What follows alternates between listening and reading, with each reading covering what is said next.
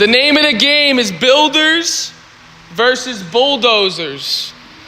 Now, the first team, you guys are going to be the Bulldozers.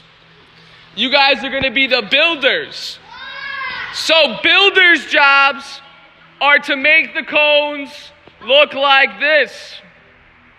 A bulldozer's job is to make the cones go knock down by simply slapping it nice and easy.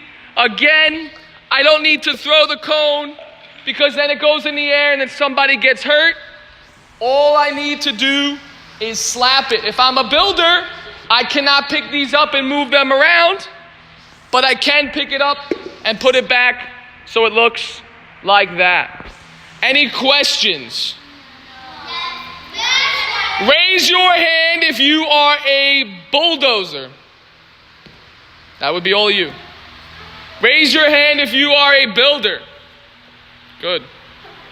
Stand up. You'll see. So I'll wait. Ready. Set.